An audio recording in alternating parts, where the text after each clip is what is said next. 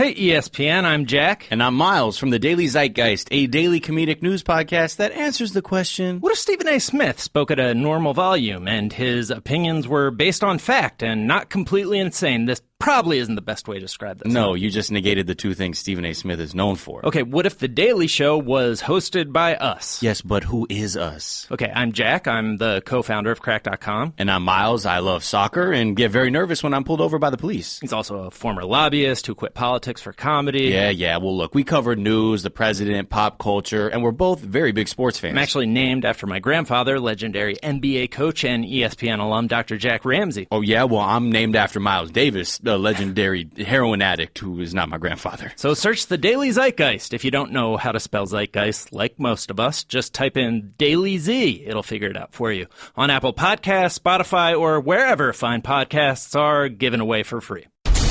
And now, Jalen and Jacoby on ESPN Radio. When I pop the trunk, head the dirt. Y'all pop the trunk, I pop the hood. Now act stupid, I'll pop the trunk. Now give me your boom. It's Friday.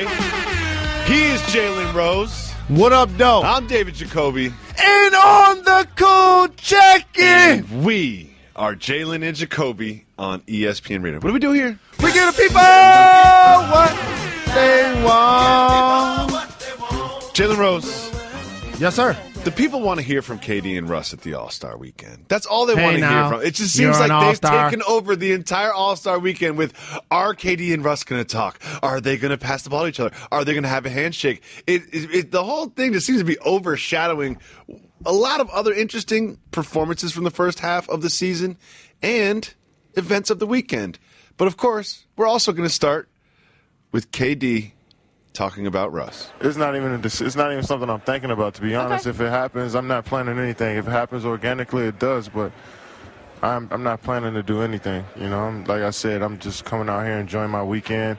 Looking forward to being a part of the festivities as an all-star and all. Everything else that falls in line after that, it does. But if it happens, it does. If it doesn't, it's no big deal either.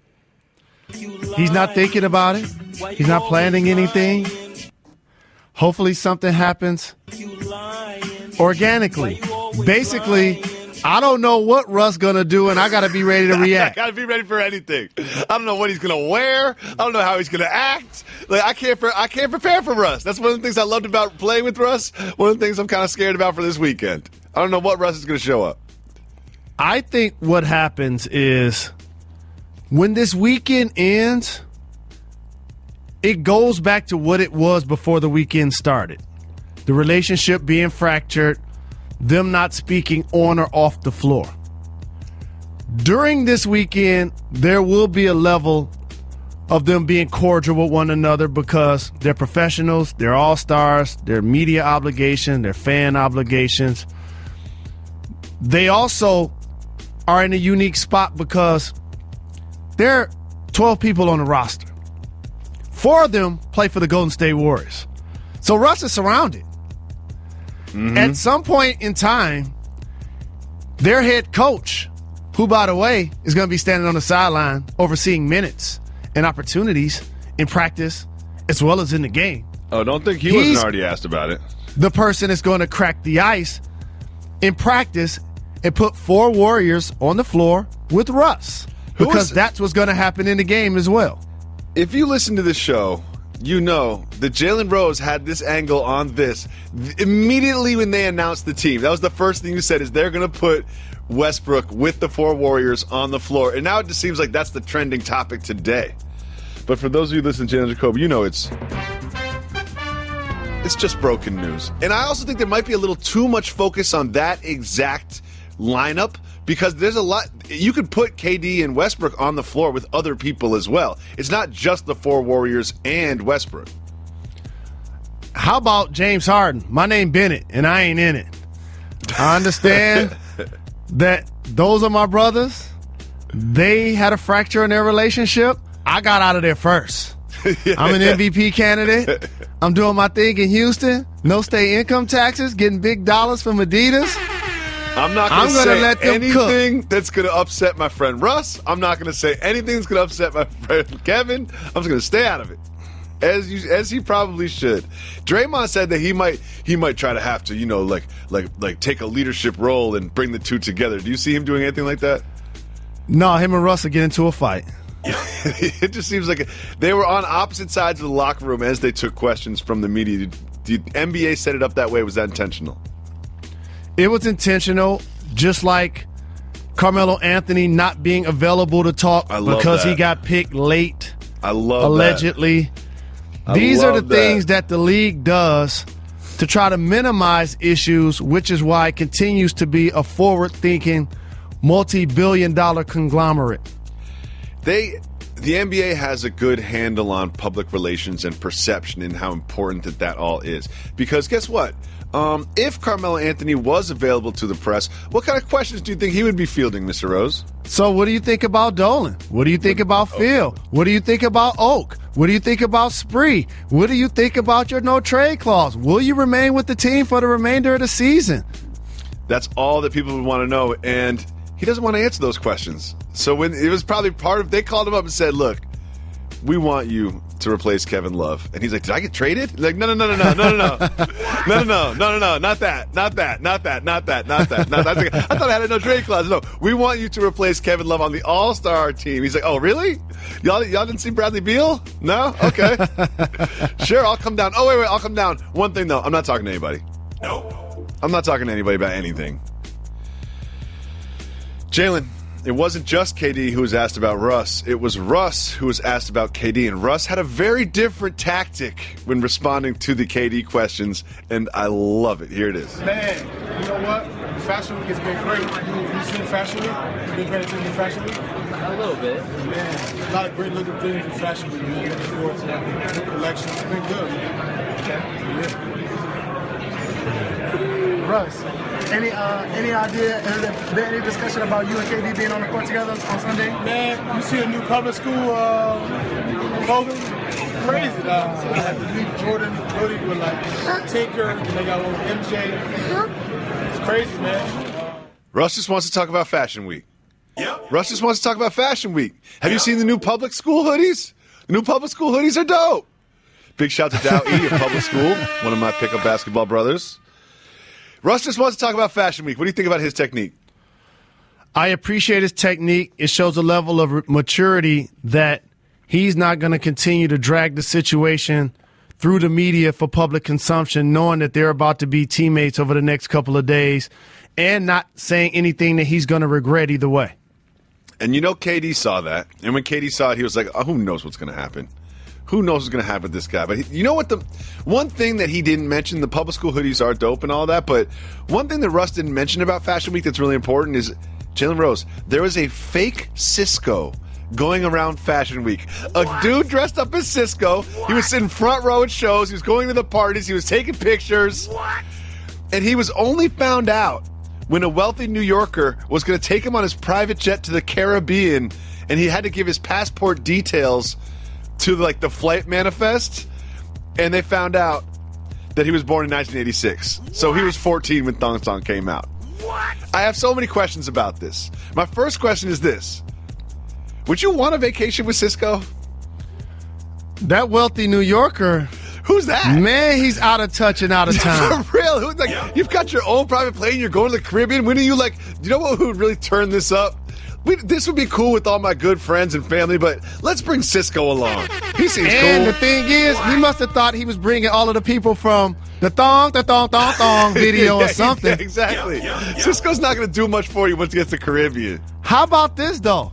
How about Cisco's name still having this type of pull? A lot of times you say, what happened to such and such? He would fall into that category, yet he getting front rows and all types of stuff using his name. So he's now at that nostalgia period, Jalen. When you're hot, you're real hot, and then you're just cold forever. But then after about 15 years, people just be like, you know what? I love the Thong Song. What's Cisco up to right now? You know what Cisco's up to? Going on Instagram and being like, that's not me. That's not me. If you listened to the show yesterday, We spoke, as a lot of people did, about some inflammatory comments that Draymond Green made on his podcast. And as two people that have been in the podcast game for quite some time, we know how comfy you can get while you're recording. We know just how relaxed you can be. You're with your good friends. It just seems like you're just chopping it up on the couch. Well, when you're chopping up on the couch, it's not recorded and then distributed to thousands of people and then listened to by those people and then critiqued. What did Draymond Green say that got him in a little bit of trouble, Mr. Rose? He compared James Dolan's treatment of Charles Oakley to slavery. He essentially said that he had a slave master mentality. And he went on to explain it, and he hedged it a little bit. But if you listened yesterday, you also listened to Mr. Rose make a little prediction. Beep, beep, beep. Once, as you mentioned, the podcast is so comfy and cozy. You shoot it whenever you like. You say whatever you want. They edit whatever not needed. They kept that in there for a reason. They thought it was good. I knew that he would have to walk back those comments, and rightfully so, because those two situations don't mirror one another. Well, today he said, quote, "I never said James Dolan has a slave master mentality." He said that, and then he went on to later say, "I can't say James Dolan is racist. I don't know James Dolan. Honestly, if he walks past me right now, I wouldn't know who he is." So my question for you, Mr. Rose, is it's twofold. Number one, is that one of those apologies like when I apologize to my wife and I'm done apologizing and say, "Yeah, but," and I say what she did that led to whatever I needed to apologize for? Absolutely. It's almost like when you tell somebody, "I don't mean to offend you, but..." Yeah. And then you go on to offend a person. "I really love so-and-so. They're one of my favorite people, but..." It's just like, "I'm so sorry. I never said he was racist, but honestly, I have no idea who he is." Do you believe that if he walked past me right now, I wouldn't know who he is when Draymond said that? He would know who he is because he's been on the news lately. If he didn't know who he was before the Oakley incident, based on his appearance, he now knows because I know he follows the news cycle and television, which is why he's doing a Dre Day podcast. So, in theory, it was a backhanded apology. It was a bit of a backhanded apology, but I'm glad he made it nonetheless. And do you think, as someone who has produced thousands of podcasts, do you think he called the producer like, "Why did you leave that in?" Now, going forward, it's going to be like us. When something comes up and it's a touchy topic, don't get fired, get set in the room for a reason. He needs this button. And now, the Don't Get Fired topic of the day. Terrell Revis got in some trouble, Jalen Rose. There's only probably a handful of people that know what really happened on this night in Pittsburgh. But there's a police report out. Terrell Revis has been charged with some things. Here's what it seems like both parties have confirmed. That there was a couple of young men, 21 and 22, that approached Terrell Revis, confirmed his identity, and then were filming him with their cell phone. There was some sort of confrontation over the cell phone, and this is where we get divergent events of what happened. There's always three sides to every story. Terrell Revis is saying, "I was basically looking at some property in a neighborhood that I'm investing in. I was being harassed, and I was jumped by up to 5 people and injured." The alleged victim side of the story is that Revis was acting aggressive, so they started filming it, and then he got angry about being filmed, and then him or his friend knocked us out cold. The next thing we remember, we woke up to the police coming. There are some other witnesses that say that they saw these people knocked out for about 10 minutes. We don't know what happened that night. I know that 2:30 a.m. is probably an odd time to be checking in on some property that you're investing in, but I don't know what Mr. Revis' schedule is like. And it is also, none of the witnesses ever said they saw Revis strike anyone. Not the people that were knocked out themselves, not the witnesses that called the police or the people that were around. So I think Terrell Revis is sort of being like treated like he was a person that's just out there fighting people when not a single witness said that he hit anybody. After hearing all this, Mr. Rose, what is your reaction? When there's an altercation, as you mentioned, there's two sides to the story. You have to rely on the integrity of those involved and their track record. And immediately the first thing I thought about when you were telling me the story, a couple of things were a little murky. The 2 a.m. searching for property part. 2:30 checking in on some investment property he had recently inquired about. But other than that, I'm going to take the position, and this is a tough thing to do when you work on this side of the microphone. Uh-oh. Don't get fired. That Revis was not the aggressor here. Because here's why. When I look deeper into this statement, it clearly says, based on this information, that they were recording him because he didn't want them to. Yes. And that's accurate, right? That seems to be accurate. Now, the alleged victims are saying we record him because he became agitated and he was threatening. You know what I mean? So they're saying basically we recorded in self-defense. And Revis is saying they were harassing me, clowning my clothes. See, here's what I want to teach people. Celebrities are not zoo animals. Ooh. Okay? Don't just walk past and just snap a picture. You can actually ask me. Okay? Don't just come up to me and videotape me and stick a camera in my face like I'm not a human being, because that's actually rude. I know everybody has a cell phone now. I know public figures should be conscious that when they leave their home that you're in the public eye. I'm really respectful of that. But when you're rude to me, you're invading my space, and I ask you to leave me alone, and you continue to bother me, all bets are off at that point. I think you're making a great point. I just want to make it clear you're not specifically defending Darrell Revis' actions in this case because we don't know the details of these actions. But in a general point, it's kind of like a poker pot. It's like if you do something someone doesn't like, you're putting in one chip, and then perhaps they raise you, and they start acting a certain way, and then you raise them back, and next thing you know, just taking an unwarranted picture or just sort of like something that started pretty innocent turns into a violent affair. And that's something that you need to be conscious of in these events. Now, we don't know who the sort of the first person to put a chip in the middle, so to speak, is, but it does kind of sound like they were filming him and he didn't want to be filmed. And at one point, someone said that he was sort of like walking away from them and they were following him saying things about his clothes. So a couple of things that, again, this is all allegations, that lend me to that point was if Revis had some sort of hostility and wanted to be volatile toward the individuals, he wouldn't have snatched the cell phone and attempted to delete the video. He would have punched them right then. But again, that's sort of that poker mentality where it's like, well, then if you're going to do this, then I'm going to do something like that. And then if someone snatches a phone from you, how do you act? You probably go back and try to physically take it back from them. Next thing you know, it turns violent.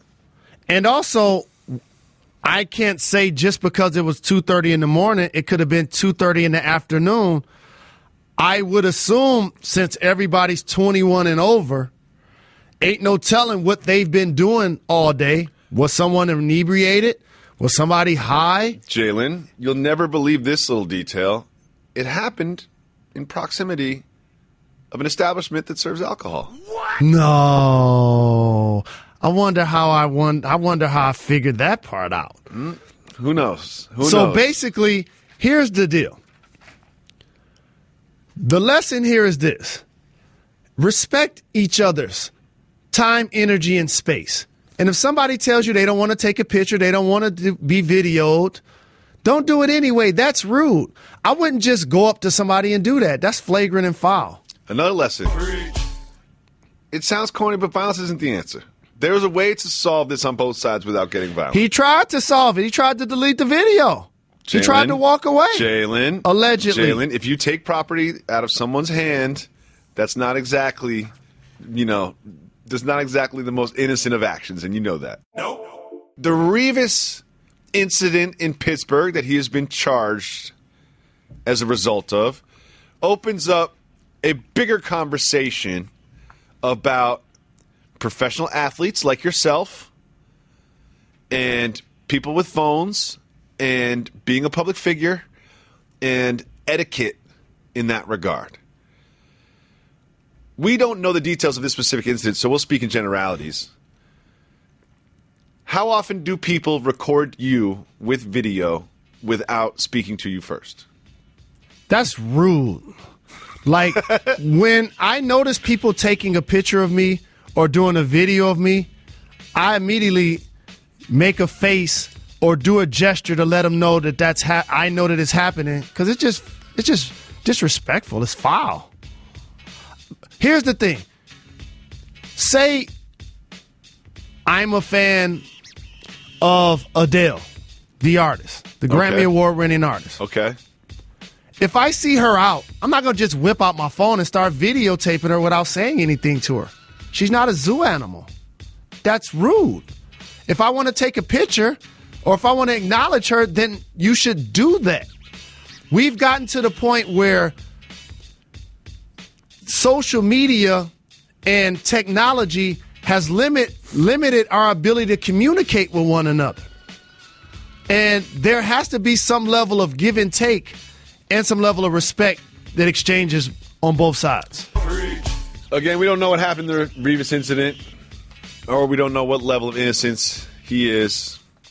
But I'm sure we'll hear more about it as we move forward. I bet nobody else going to be running up on Darrelle Revis trying to record him against his will. Nope. Two things about Jimmy Butler's appearance on First Take this morning. One, what do you think about him saying that he was fouled by Marcus Smart in that shot? He did get fouled. I talked to him on Mike and Mike before that appearance. He got hit on the elbow. But you're a Die-Easy Celtic fan. Jalen. Did Marcus Smart's finger touch his elbow? Yes. But then that's a foul, sir. If you were the referee, would you have called that foul? Be honest. In the first quarter, no. In the fourth quarter, the game-deciding shot, you need to. That's why the official blew the whistle late to see if it was going to go in or not. No. See, I think you do not make that call.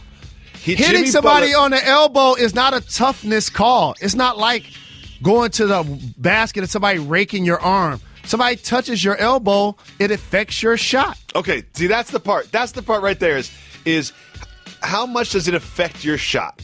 That's really what a foul should be. Like if someone takes a layup and you just rest a hand on their hip 4 feet from the ball, 5 feet from the ball. That's not a foul. It doesn't affect the shot. And you know Jimmy Butler was upset he didn't make that shot because he felt like he should have made it because the contact was contact, but it's completely incidental to his shooting form or his ability to make that field goal attempt. That's why you don't call that call, especially in that fourth quarter, last second moment.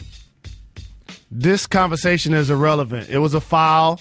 The officials are going to confirm it was a foul as well as the league. He went to the line. He made 2 free throws. The Celtics are having a really good season. They lost to the Bulls last night. Do you know what else was foul? That shirt that he was wearing. What was that? Can you explain that to me? What was that?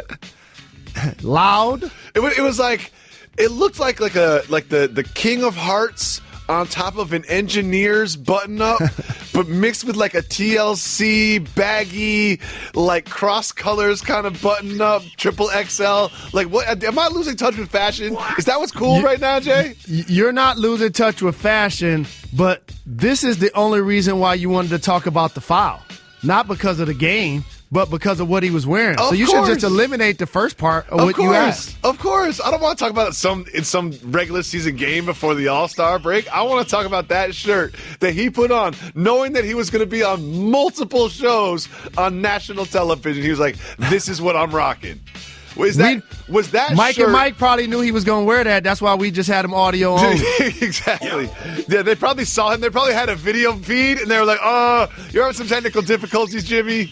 We're having some technical difficulties. We can't bring you in on video, but we'd love to have you on with audio only. And big shout to Greeny and Golick for having me on today. They told me to say what up, though, to you. I listened to the second half. I don't believe that they said that, but I did only when I didn't listen to the first half. What did I tell you I did, Jalen? You said it was a good look. You said it was fun. The second half, but I didn't hear the first half, so I immediately searched your name on Twitter just to make sure that you didn't do anything to get fired and cancel the show. Because as I was listening, I had kids screaming in the other room, I didn't want to walk out there and be like, sorry, kids. But you know we're what? We're going to have to move. Show's over. This is silently like Russell and KD, because quietly, you really want this show to be called David and Jacoby. No, I think the and without the and is fine. Just David Jacoby. 7 to 9 Eastern, ESPN Radio, it's David Jacoby. You can guest everyone. We'll take you on for a segment once a week. You know? We'll take you on once a week. When people approach you in the street, do you want them to call you David or Jacoby?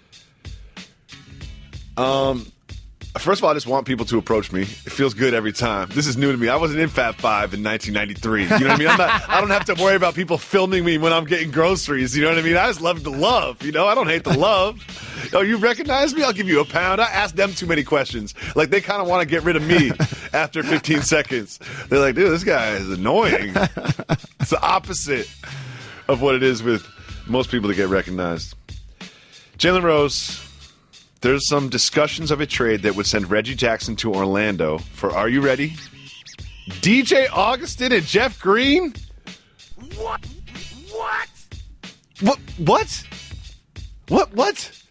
Jeff Green? The Jeff Green? Well, Jeff Green...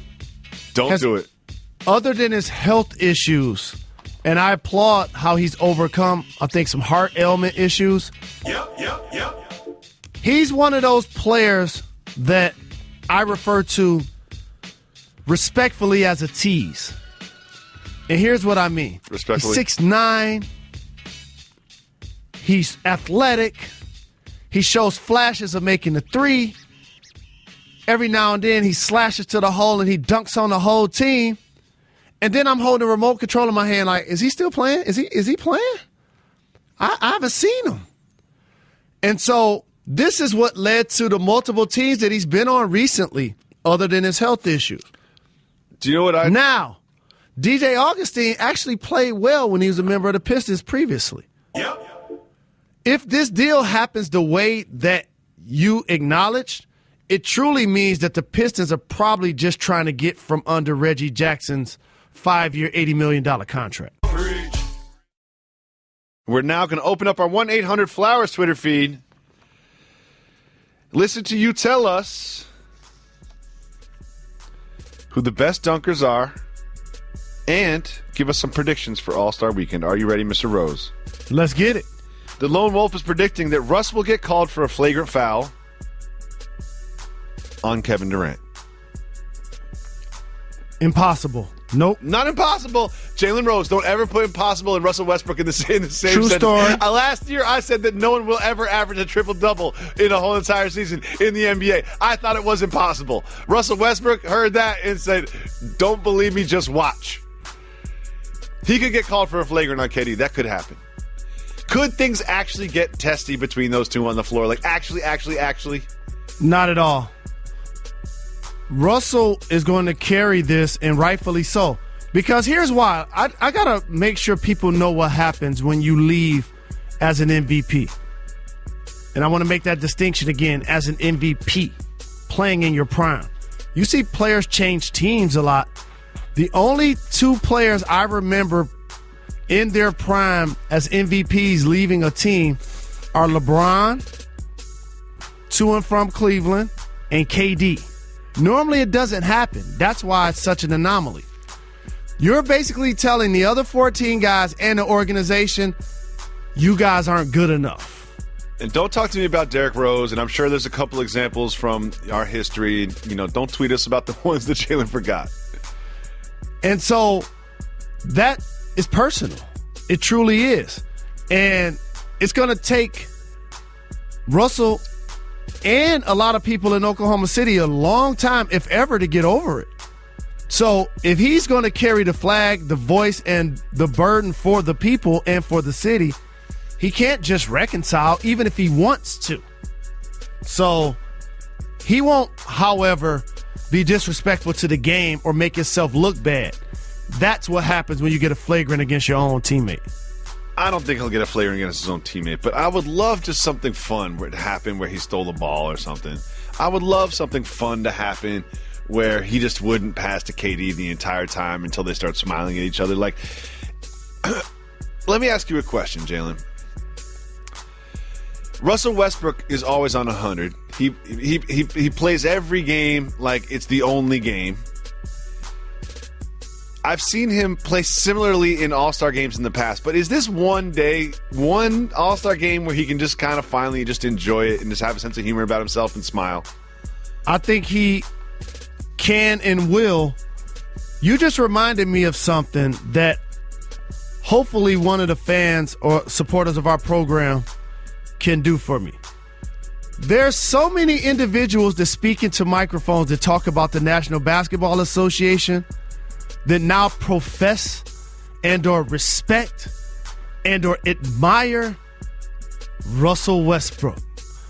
I remember years ago, I felt like this dude's parent or agent having to defend his style, his ferocity.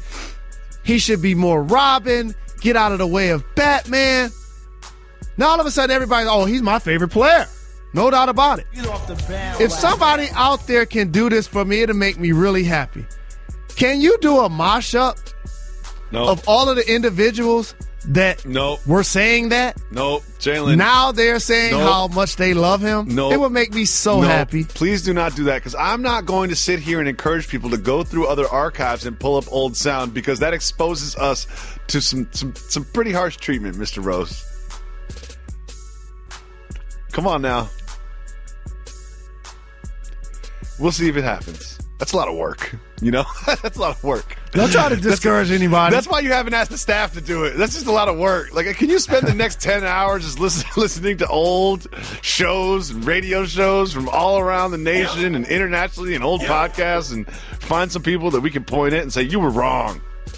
You know what? Do you know what people are going to do? They're listening to the archives of Jalen and Jacoby and pull up the Kangaroo Apocalypse stuff that I've been talking about. They're going to say, you were right. Childish Poetry is predicting that Kevin Durant will win MVP. What do you think, Mr. Rose?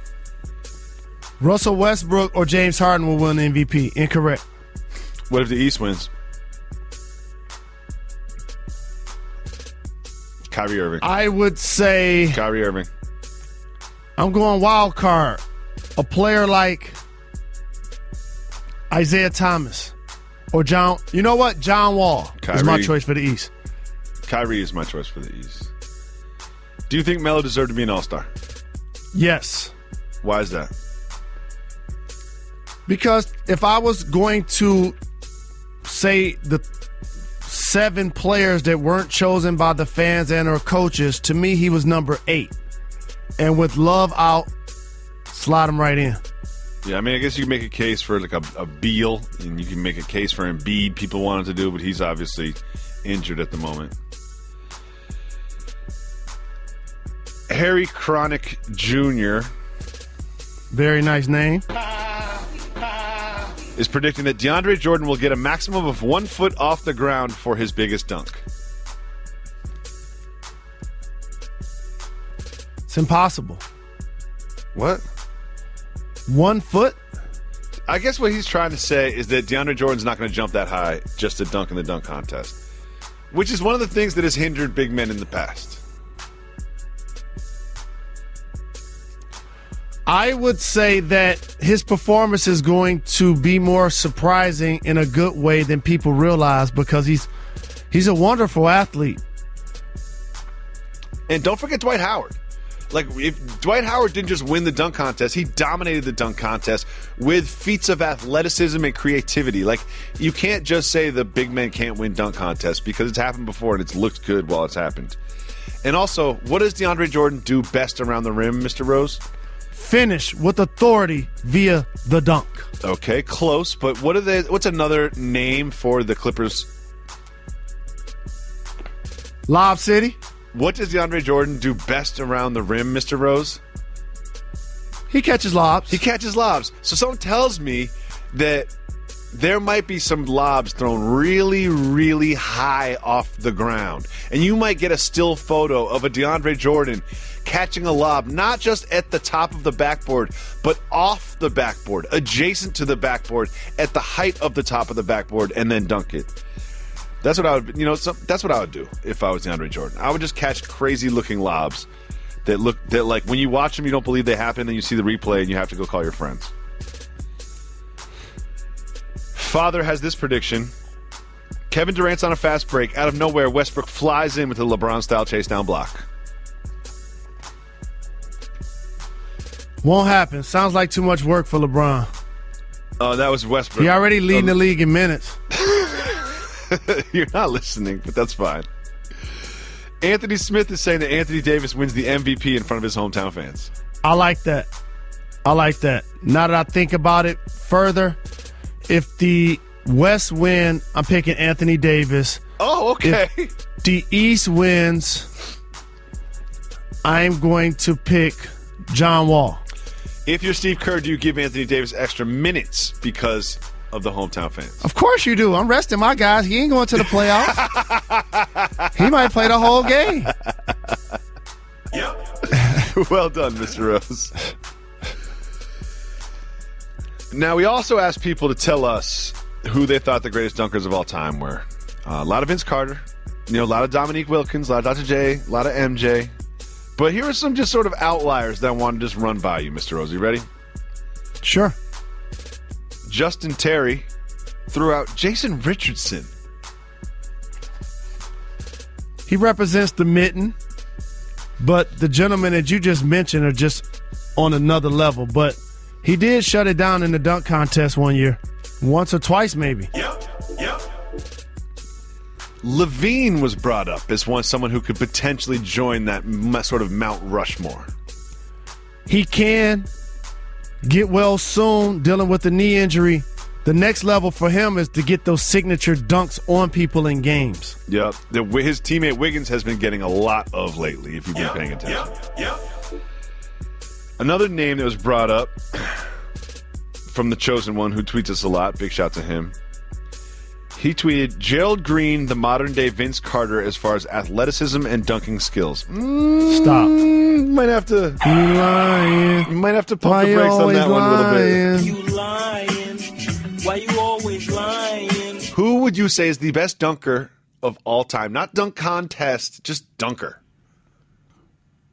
Jordan, Vince Carter, Dominique, Dr. J. Can I get a Shaq? The big men never get credit here. You ever seen Shaq dunk backwards in a game? Yes. No, you haven't. Here's the thing: is I can be pretty confident it's happened once. You know what I mean? It's like I've watched every single game that Shaq has played, and he's dunked that was a good backwards question for you, once. wasn't it? At least once. When he was less than 400 pounds. Those are the guys on my Mount Rushmore. Jalen Rose. The Cleveland Cavaliers owner, Dan Gilbert, has a new sneaker venture called StockX. It's like an online resale site for sneakers. And you know the sneaker craze, and it's like this sort of reselling thing. They got a $6 million round of financing. The investors include Eminem, Mark Wahlberg. Did you get a call to take advantage of Dan Gilbert's online sneaker sale investment opportunity? I don't think so. No. You don't think so?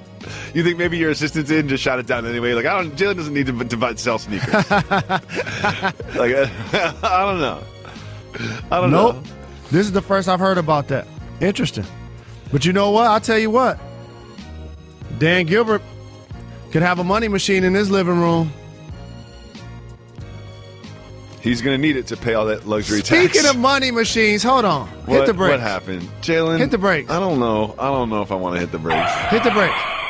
I know we done changed presidents and all, and maybe this might hurt what I'm about to say. Thank you. When we going to get to Harriet Tubman 20s? Where the Tubmans? Y'all told us about the Tubmans a while ago. What we happened were to very the Tubman excited 20s? about the Tubmans here on Jalen and Jacoby. I'm about to tweet that right now. What happened to the Tubman 20s? Where are the Tubman 20s at? I haven't seen a mock-up. I haven't seen a release date. I haven't seen like the mixtape album cover or the track list for the Tubman 20s. I haven't been teased with the Tubman 20s at all. What happened to the Tubman 20s? Before we get fired, continue the music, please, Reggie. Jalen. What up, though? Your man Jim Harbaugh's getting back at it again. What do you call him? The Kanye West of college football. That's a good one. Paul Feinbaum is most focused on what conference, Mr. Rose? The SEC. He focuses on the SEC, and Jim Harbaugh is often looked at as a sort of a foe of the SEC. So those two have a frosty relationship, I'm sure, for some of the things he said. Paul Feinbaum, essentially in a roundabout, not a kind of sort of, but kind of direct, indirect kind of way, said that Jim Harbaugh was a cheater. Whoa. For his recent hire of an offensive analyst who just so happened to have a child that's going to be a dual threat quarterback in 2019 that's going to be a top recruit. When Harbaugh addressed this on Twitter, he called him Pete Feinbaum. Intentional or unintentional from your man Jim Harbaugh? Intentional, but also the comment by Paul, who's our colleague and our respect, is inaccurate. This has been going on since the beginning of time, where there's a prospect that people see potential in. Therefore, the recruits, the coaches, the agents, the hanger-ons, people that have good intentions and bad intentions, try to find a way to get a stake in said individual. Mm-hmm. And so if this can boost your opportunity to recruit a player and you're not breaking a law, it's something that multiple coaches have done over decades, hired former coaches and parents and family members. Like AAU, this is so basic that it doesn't even deserve that level of criticism. I think that's fair, and I think Feinbaum did recognize that it's actually not against the letter of the law, but he just did that to hedge the fact that he's calling him a cheater anyway. But for Harbaugh, it's one of those things where it's like, I heard what you said, national media person, but I'm going to pretend I don't know who you are. You know? It's one of those tricks. It's like, well, how do you pretend you don't know who I am, but you're mad about what I said? Jalen? What up, though? You know that I'm on the tip of something that no one else is on. You know what I mean? You know how Nostradamus predicted events just years before they happened?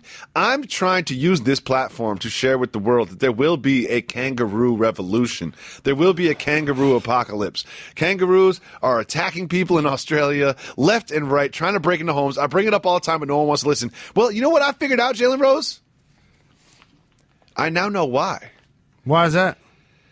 More than 1 million kangaroos are expected to be executed in Australia this year as the country launches a mass cull of the creatures in an effort to protect endangered grasslands and wildlife. What? They're out there in Australia trying to kill 1 million kangaroos. What? And that's just the extra kangaroos that they have around. What? So if you're going to execute 1 million of them, how many of them are there? And if there are that many, they must outnumber human beings there. And they must be poised for the revolution. Are you now convinced that there will be a kangaroo apocalypse? You're the only person that believes this, thinking about this, talking about this, and care about this. That's the unique information and insight that you will get on Jalen and Jacoby on ESPN Radio. Yep. Jalen Rose, everybody loves the Roots. The Roots are just unanimously loved music group. All genres, all ages, all ethnicities, all sexes, everybody loves the Roots. Yep. But Jalen, the Roots are cooking something up for the pregame in the All-Star game, which is some sort of like evolution of greatness, musical performance that involves a guy from Hamilton, DJ Jazzy Jeff, Michael B. Jordan, Jidenna, and DMC. What is this? What should we expect from this? I don't know what to expect, and I'm happy about it because the Roots are a group that continues to evolve, trendset, and not fall within the normal constrictions of what performers do when they get a chance to entertain. They're talented. They're artistic.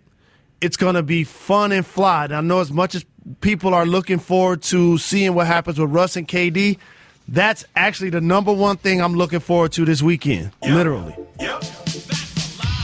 No, that's true story. You didn't even know it existed until just now. Huh? You didn't even know that existed until just now. Why? Because why? How you figure that? Because I know you don't do any research for the show and you don't read the rundown. I don't need this show to tell me what's going on in the world. What? If I came to this show for information, I wouldn't know anything. What? Marc Gasol is driving to New Orleans from Memphis, which is something like 6 to 9 hours or something, instead of flying. Why is he doing that? Why is he doing that? I think he's driving so he could go and come as he pleases. He could go and come as he pleases. He can bring who he wants. Doesn't have to worry about travel, flights, and all of that other stuff. And he can leave when he get ready. So can I just bring up a fallacy? Something that at least is just not true in my world, and I'm sure it's not true in your world too, is people act like going to the airport is the most stressful thing in the world. You know, people always say, like, it's the lines and the going through security. And it's like, you're not climbing Everest here. You know what I mean? Like, you're just getting your printout. And this isn't one of those, like, first class things or, like, privileged things. Like, I'm a coach flyer, you know, and I only got pre-check recently. But I do think sometimes you do have to wait a little bit. But, like, it doesn't mean I'm going to drive for 6 hours instead of flying for 45. I don't think the security is that bad to get through. That's what I'm throwing out there. Feel free to tweet me and tell me I'm wrong. I know you will. All-Star Weekend, just like a holiday. Jalen, scientists are saying that by using DNA from an elephant, an old DNA, they can bring a woolly mammoth back into existence. What? Do you support bringing the woolly mammoth back to Earth or keeping it extinct? I don't know what a woolly mammoth is. What? I love doing this show with you. Just guess. Jalen Rose, what is a woolly mammoth? I'm not sure. Just guess. Throw it out there. A fossil. If you call 985-80-JALEN, you can leave us a voicemail. We love to hear them. Let's listen to a voicemail. What up, though, Jalen and Jacoby? It's your boy Juice, calling from Richmond, Virginia, the DMV area. And my question is actually for both of you guys. I wanted to know, since we're in the new year, 2017, I know you guys haven't had a guest on your show in a while, so I wanted to know, who do you guys want to have for the first guest for the 2017, sitting in the building in the chair next to you guys, chopping it up? I think you guys should probably have one of the members from the Breakfast Club from New York. I think Charlamagne would be a good guest to talk about sports, talk about politics as well, about music. So I hope you guys answer my question. I love the show. I listen to you guys every day after work when I'm trying to relax. Keep getting those checks. What up, though, Juice? Thank you for the call. Representing VA. First off, for those that don't know, I watch The Breakfast Club every single day on Revolt TV. Yep. Number one. On West Coast time, too, which is crazy to me. Straight up. Yep. Two, I've been on their program. I don't have to tell you how much I like it because I told you I watch it every day. I got love for them. DJ Envy, Charlamagne the God, Angela Yee. I would love to have any and or all of them on the show. They have an open invite. Here's one thing about guests at ESPN is they do what's called a car wash.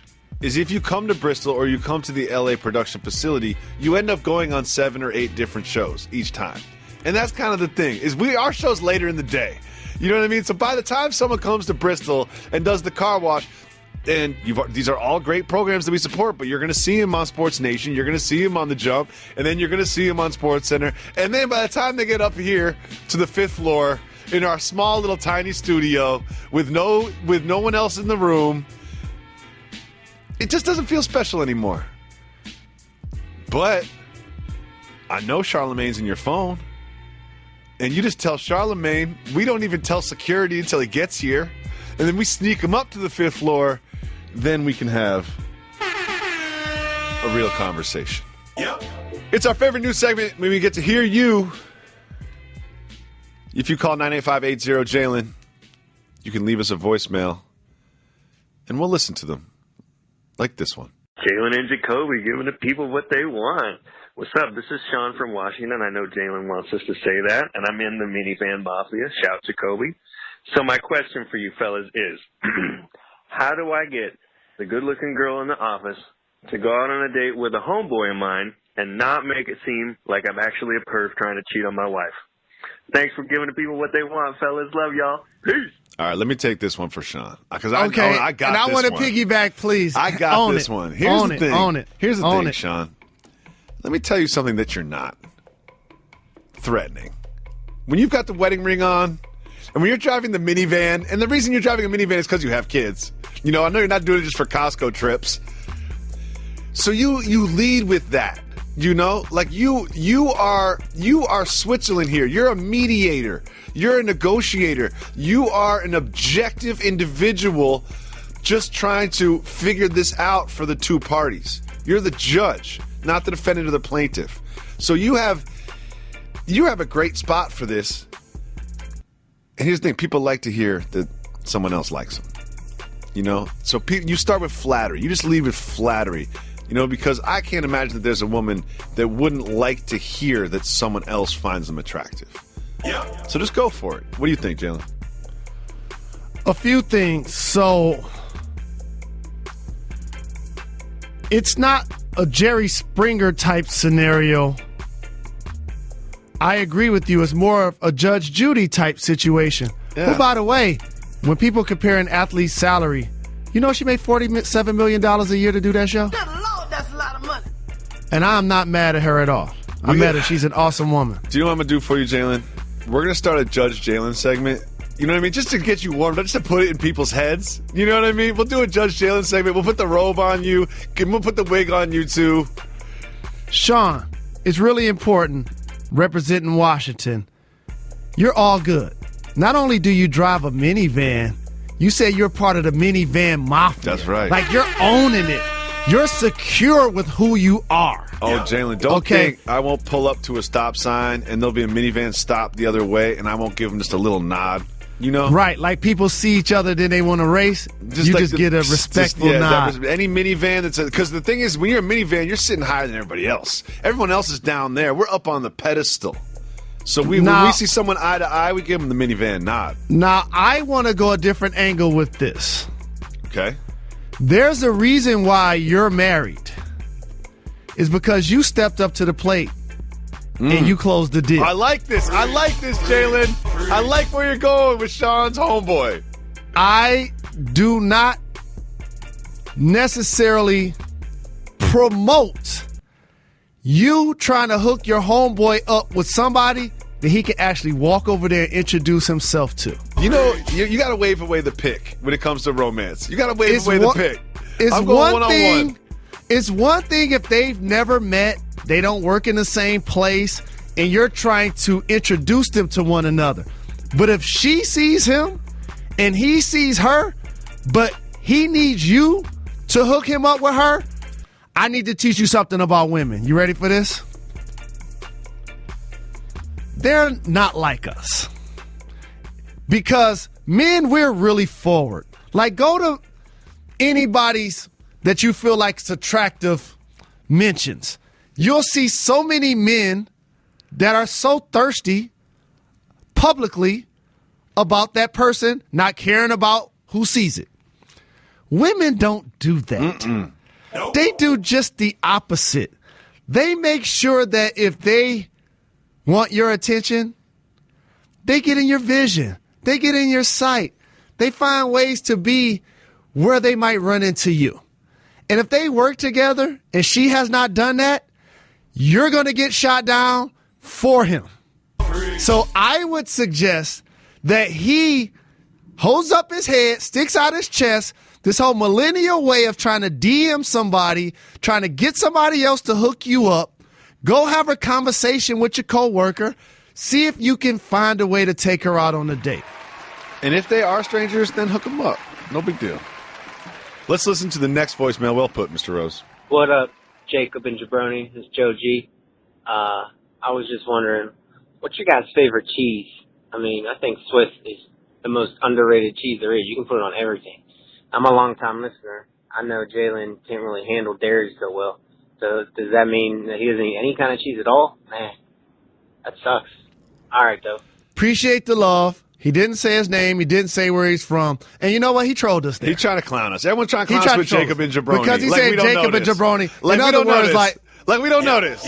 Come on. Y'all try to sneak that one past us. Sometimes it's just like, sometimes I'll let my kid take a second cookie and I won't say anything. It's like we were doing that for a while. But now, come on, guys. Here's the thing. What's the rule? You can be mean if you're funny. That's not funny. No. To my mind, that's not funny. No. Now, to answer his question, I don't do dairy because it doesn't do well by my stomach, and we all know what happens after that. Beef falls into that category for me also. But there are times, get a grilled chicken breast, toasted bread, mayo, grilled onions, slap a little American cheese on there. Here's my cheese suggestion. I love cheese, right? But mine is just going to be an underrated, underutilized cheese that goes really well on like a Ritz cracker. So a lot of times when people have a cheese spread, as I like to do from time to time, a Havarti with dill. Do not sleep on Havarti with dill. Reggie, do not disrespect my cheese suggestions, okay? I have a lot of experience with cheese, fromage, I like to call it. Here's what I don't do. I don't do the normal cheese. I like white cheese. Let's listen to the next voicemail. What up, though, Jalen and Jacoby? It's your boy Lamar calling from Richmond, Virginia. I actually had a quick Hall of Fame question for you. I'm a big fan of your boy Jamal Crawford. I know he's been Sixth Man of the Year at least twice. He's actually in the top 10 in three-pointers made in NBA history. And I wanted to know, once his career is done, do you think he's a Hall of Famer? I know he's not going to be a first-ballot Hall of Famer, but do you think he'll wind up being in the Hall of Fame, at least on his first 2 or 3 tries? I hope you guys answer my question. I listen to you guys every day. Keep getting those checks and keep continuing giving the people what they want. Jalen, I know you care about legacies, and I know this Hall of Fame conversation is much more important to you than it is to me, but I just want, before you answer his question, Lamar from Richmond, I want you to consider this. Don't sleep on Jamal Crawford being like Tom Brady. Like, he could still be chopping you up and shooting a 20-footer when he's 55 years old. He might play another 15 years. Just keep that in mind before you answer. Correct. Because of his slender build doesn't necessarily lend him to try to beat you with his athleticism because he's wiry. His handle is crazy. He's amongst the league leaders in isolations consistently per attempt. Can shoot the J, can shoot the 3, as the caller mentioned. But he hasn't been an all-star. And because of that, he won't be in the Hall of Fame. That's my little brother. He's going to continue to play and put up big numbers, but that criteria, hopefully he gets a championship, will keep him out of the Hall of Fame. It's hard to be a Hall of Fame basketball player if you've never been an all-star, you've never been on an all-NBA team. However, if he plays 35, 40 years in the league, which he could. He going to play 20 more years, though. He could. Hey, you know what? Jamal Crawford going to be the NBA's all-time leading scorer. He is. It's going to be the year 2035. Jamal Crawford's still be coming off the bench giving someone 15 points in a quarter. And he won Sixth Man of the Year 3 times. Who knows by 2035? How about this? He's one of 2 players, maybe 3, that have scored 50 points for 3 different teams. We'll be back on Monday to drop a new podcast and break it all down. Thank you so much for listening. We love our everyday podcast listeners.